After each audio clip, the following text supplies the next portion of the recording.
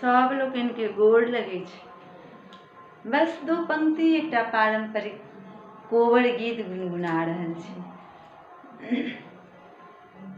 चलियो चलियो यो श्री राम, पर में पहिरू राम, चल लियो आराम, कोबर घर में। चलियो चलियो यो श्री राम, पर में पहिरू राम, चल लियो आराम,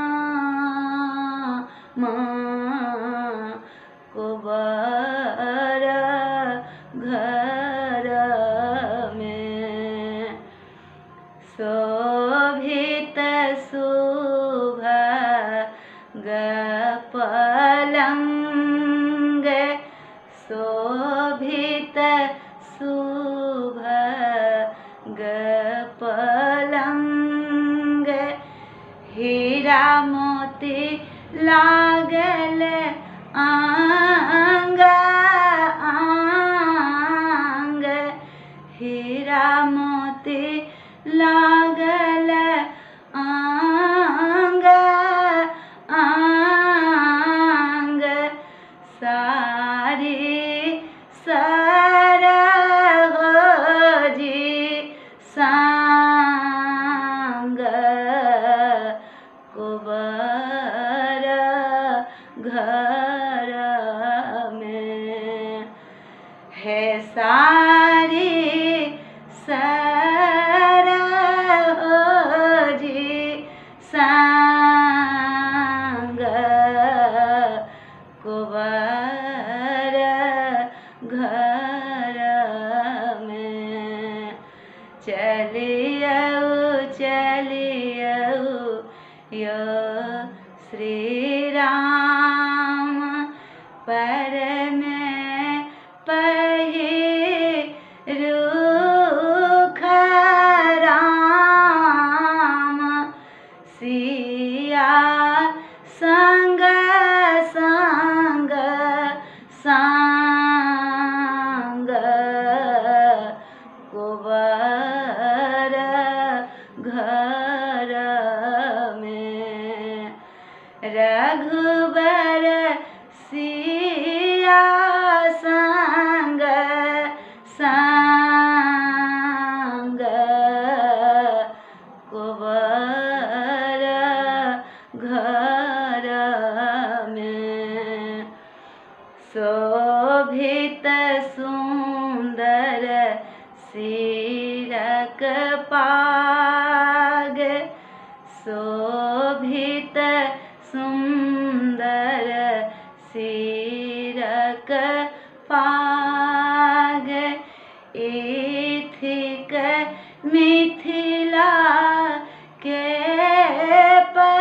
पहचान, इथिक मिथिला के महान। दुपट्टा ओढ़ू दुपट्टा ओढ़ू शुभ रंग, कोबर घर में। सिया रघुबर संग, कोबर घर में।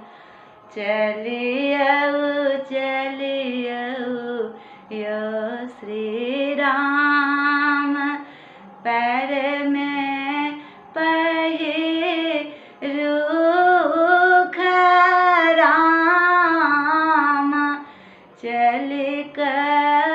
कयलियो आराम कोबर घर में धन्य मिथिला महान धन्य मिथिला महान धन्य जनक पूरा धाम धन्य जनक पूरा धाम ब्रह्मा बनला मेहमान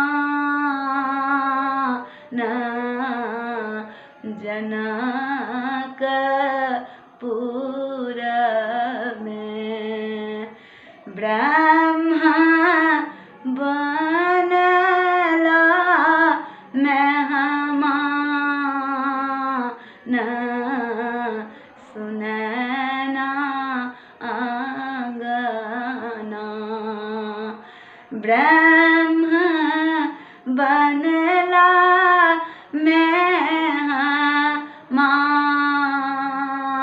मेहमान जनक आंगना दस सखी मंगल गाऊ सब देव फूल बरसाई सब सखी मंगल गाई सब देव फूल बरसाई सिया रघुबर संग कुबर घर में सिया रघुबर संग कुबर घर में चलियौ या श्री राम पर में पहिरुख राम चल कयलियो आराम